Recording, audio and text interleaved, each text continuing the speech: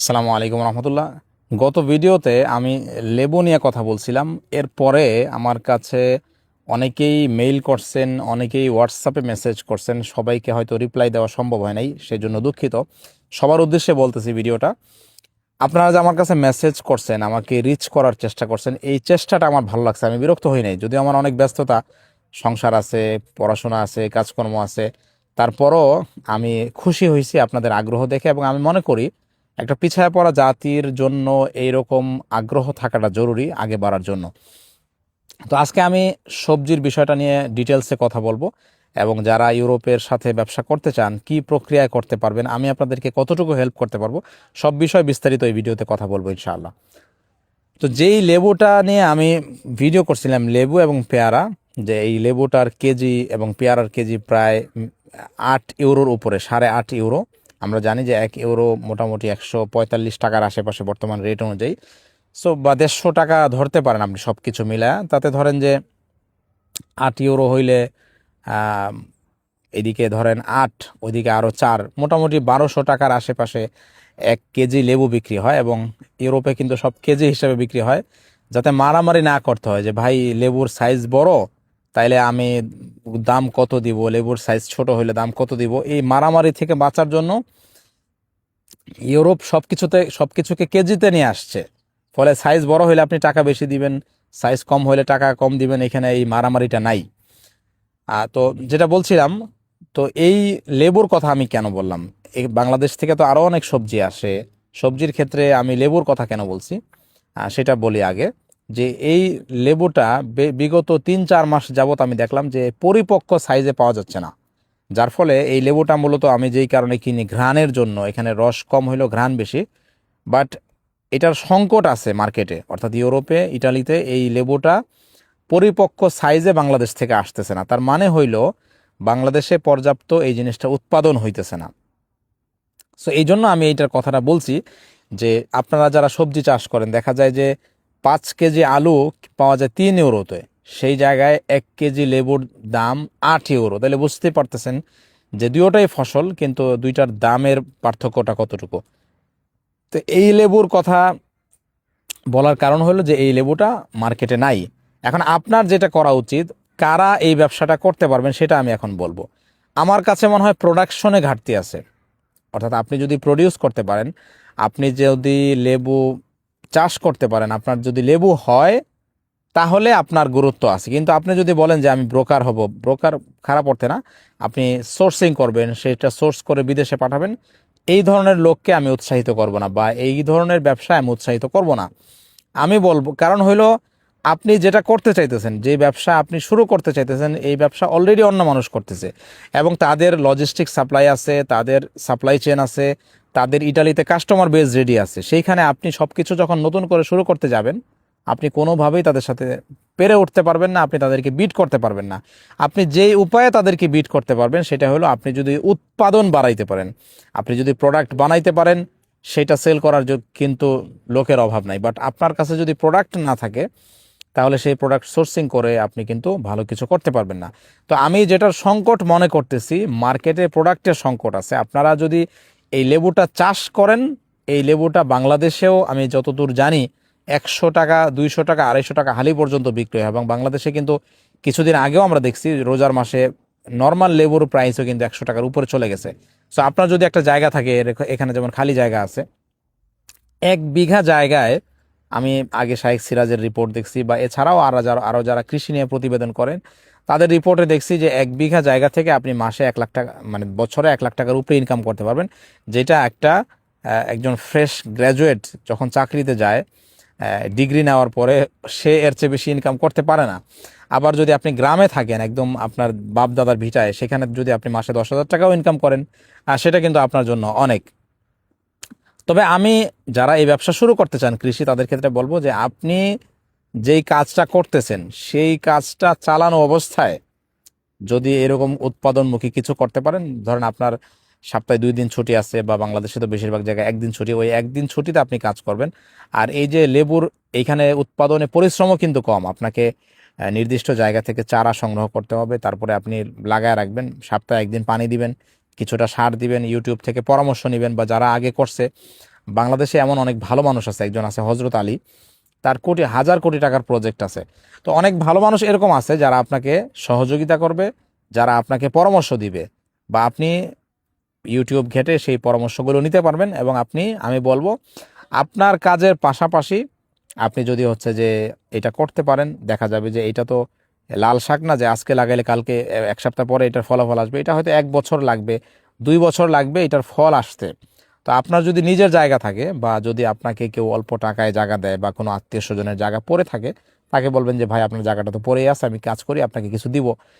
তো এইভাবে করে যদি আপনি শুরু করেন, আপনি যদি প্রোডাক্ট উৎপাদন করতে পারেন, তাহলে আমি বলতেছি যে যারা এইখানে যারা বাংলাদেশ থেকে প্রোডাক্ট সোর্সিং করে, তাদেরকে আমি বলে দিব যে আমার একজন পরিচিত আছেন, উনি এটা উৎপাদন করেন, আপনারা ওনার থেকে সোর্সিং করেন। এইটুকু হেল্প আমি করতে পারবো, বাট আমি এটার কোনো গ্যারান্টি দিতে পারবো না যে আমি আপনাকে বলবো যে ভাই আপনি মাল পাঠায় দেন, আমি বিক্রি করে দিব। দেখা যাবে যে আপনি মাল পাঠায় দিলেন, আমি আপনার টাকাও দিলাম না, কারণ আমার তো সেটা বিক্রি করার ক্যাপাসিটি নাই, আমার তো সাপ্লাই চেইন নাই। এবং ইউরোপে লজিস্টিক্স কিন্তু মানে খুবই কষ্টজ, মানে খুবই ব্যয়বহুল। এবং একটা জিনিস মনে রাখবেন যে পৃথিবীতে যত প্রোডাক্ট আছে বর্তমানে, সব এই প্রোডাক্ট নিয়ে ব্যবসা করার ক্ষেত্রে, যেহেতু গ্লোবালাইজেশনের যুগ, এক জায়গা থেকে আরেক জায়গায় যায়, সবচেয়ে গুরুত্বপূর্ণ হয়েছে আপনার লজিস্টিক্সের যে খরচ, পরিবহন খরচ, এইটাই আপনার ব্যবসার গেমকে পাল্টায় দেয়। আমি আমার একটা ছোট গল্প বলি। আমি একবার মনে করলাম, আমার ছোট ভাই মুদি দোকান করছিল শখের বসে, বাট সেটা ভালো চলে নাই। আর একটা কথা বলে রাখি, মুদি দোকান কিন্তু কোনো ব্যবসা না। এটা হচ্ছে আপনি বড় কোম্পানির জন্য বা যারা উৎপাদক আছে তাদের পণ্য নিজের পরিশ্রমে তাদের পণ্য বিক্রি করতেছেন বেতন ছাড়া। আপনি যদি একজন বড় কোম্পানির সেলসম্যান হন, তাহলে তো আপনার একটা বেতন থাকবে। কিন্তু মুদি দোকানদার, সে পরের মাল বিক্রি করতেছে বেতন ছাড়া, কারণ এখানে যেই পরিমাণ লাভ, যে পরিমাণ বিক্রি, ওই লাভে তার দোকান ভাড়া হয় না, কর্মচারী একা হইলে তার সংসার চলে না। এটা একটা false business idea by the way আজকের যুগে। তো এই ব্যবসা যারা করতেছেন, আমার মনে হয় যে এটার থেকে কিভাবে বের হবেন সেই পথ আপনাদের খোঁজা উচিত।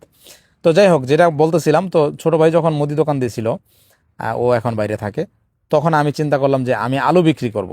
আমি খুবই জোশ, আমার মানে যে কোনো কাজ করার ব্যাপক আগ্রহ, এবং আমি ব্যাপক পজিটিভ, অতিরিক্ত পজিটিভ লোক।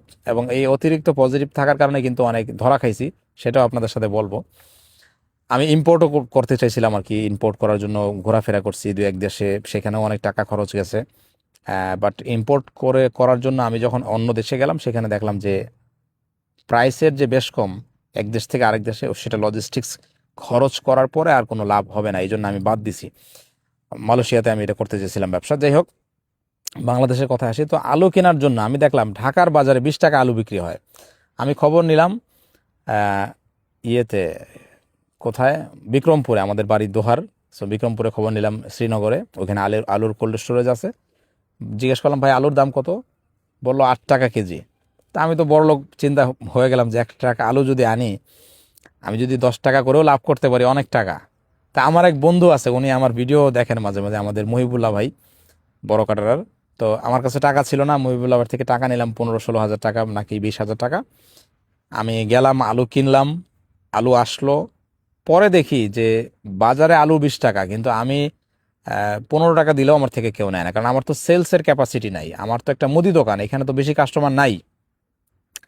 পরে ছোট ভাই অনেক কষ্ট মষ্ট করলো, আমরা অনেক হোলসেলে বিভিন্ন দোকানে দিলাম, অনেকে নিতে চায় না, কারণ প্রত্যেকের একটা মানে বিজনেসের একটা সাপ্লাই চেইন আছে, যে যে যার থেকে মাল নেয় তার থেকেই নিবে। আমি হুট করে আজকে একদিন গেলে আমার থেকে নিবে না। সো পরবর্তীতে আমরা দৌড়ঝাঁপ করে ওই টাকাটা উঠাইতে পারছি, পরে মহিবুল্লাহ ভাই টাকা দিয়ে দিছি। বাট লাভ হয় নাই, আমাদের যে পরিশ্রমটা সেটা মানে পরিশ্রমটা মাটি গেছে, বাট অভিজ্ঞতা হয়েছে। তো যেটা বলছিলাম যে লজিস্টিক্স খুবই গুরুত্বপূর্ণ। তো এখন আপনি যদি আমার কাছে বলেন যে আপনারা লেবু পাঠাই দেই এক প্লেন ভরে, এক কন্টেনার ভরে পাঠাই দেই, প্লেনেই দিতে হবে, সবজি কিন্তু প্লেনেই দিতে হয়। এটা কিন্তু মানে এটা তো জানেনই যে এটা ফ্রেশ জিনিস, খুব দ্রুত আসে, দ্রুত চলে যায়।